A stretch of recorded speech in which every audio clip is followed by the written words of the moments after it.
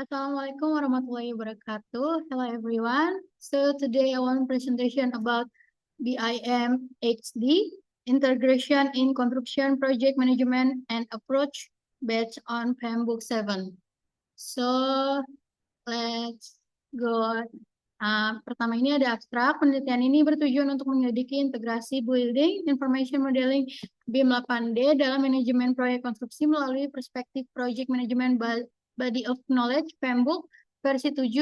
BIM 8D merupakan evaluasi teknologi BIM yang tidak hanya mencakup model 3D, tetapi juga simulasi energi, estimasi biaya, pemantauan konstruksi real time, manajemen situs logistik, keselamatan kerja, material ramah lingkungan, dan efisiensi operasional.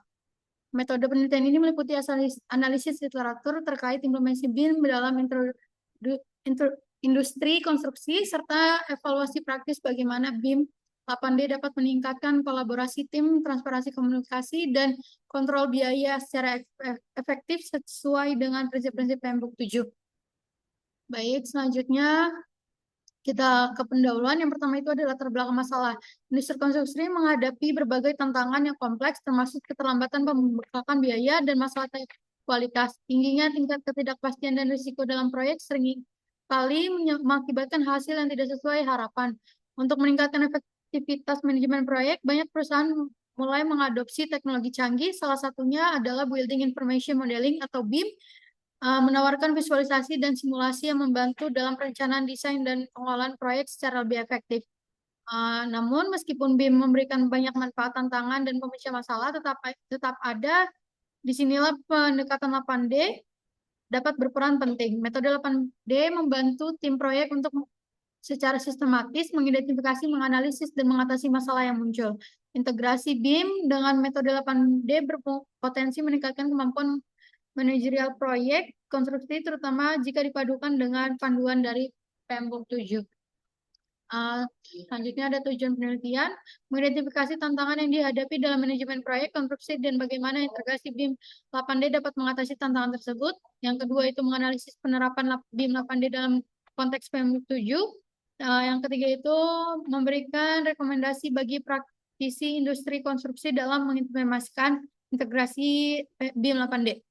Tinjauan pustaka. Building Information Modeling atau BIM adalah proses yang menggunakan perangkat lunak untuk menghasilkan dan mengolah informasi tentang bangunan selama siklus hidupnya. Pendekatan BIM 8D dalam pemecahan masalah dikenal sebagai teknik sistematis untuk menyelesaikan masalah. Pendekatan ini membantu tim dalam menganalisis akar penyebab dan menerapkan tindakan korektif yang berkelanjutan. Untuk Framework 7 mengedepankan prinsip dan nilai dalam manajemen proyek modern dengan penekanan pada nilai dan hasil. Framework 7 mengajak praktisi untuk menerapkan pendekatan yang lebih fleksibel dan responsif terhadap perubahan. Metode penelitian, yang pertama itu ada pengumpulan data, yang kedua itu ada analisis data, yang ketiga ada studi kasus, dan yang keempat ada rekomendasi. Hasil dan pembahasan, identifikasi resiko HSE berdasarkan 9 area Framework.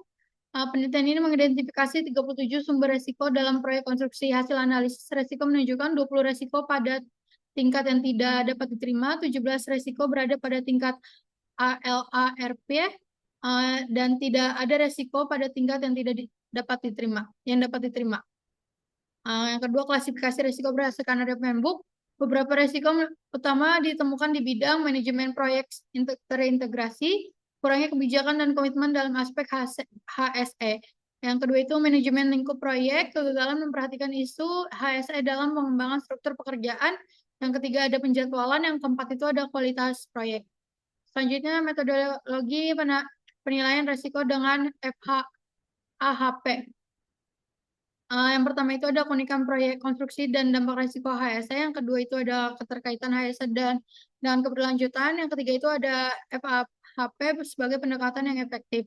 Berikut adalah tabel dari risikonya. Selanjutnya itu manajemen komunikasi proyek. Dalam proyek, manajemen komunikasi mencakup berbagai kegiatan yang berkaitan dengan pengumpulan, distribusi, dan pengelolaan informasi. Proyek yang berhasil memerlukan komunikasi yang efisien antar semua pemangku kepentingan, termasuk tim proyek, klien, dan kontraktor. Knowledge area manajemen komunikasi. Yang pertama itu ada input. Input dalam manajemen komunikasi proyek mencakup informasi dan dokumen yang diperlukan untuk merencanakan dalam melaksanakan komunikasi secara efektif. Beberapa input yang relevan meliputi rencana manajemen komunikasi, informasi pemangku kepentingan, data proyek, dan umpan balik dari pemangku kepentingan. Yang kedua itu ada proses. Proses dalam manajemen komunikasi mencakup langkah-langkah yang diambil untuk merencanakan, melaksanakan, dan mengendalikan komunikasi dalam proyek. Beberapa proses yang penting adalah mengidentifikasi pemangku kepentingan, mengembangkan rencana komunikasi, distribusi informasi, dan mengolah ekspektasi pemangku kepentingan. Yang ketiga itu ada output. Output dari manajemen komunikasi adalah hasil proses dari komunikasi yang dilakukan dalam proyek. Beberapa output yang dihasilkan antara lain laporan komunikasi, umpan balik dan pemangku kepentingan, dokumen yang diperbarui. Kesimpulannya, penelitian ini menunjukkan bahwa integrasi BIM 8D dalam manajemen proyek konstruksi sangat relevan dengan pedoman PMBOK 7. Oleh karena itu, disarankan bagi para profesional manajemen proyek untuk mempertimbangkan implementasi BIM 8D sebagai strategi untuk meningkatkan kinerja dan efektivitas proyek konstruksi mereka.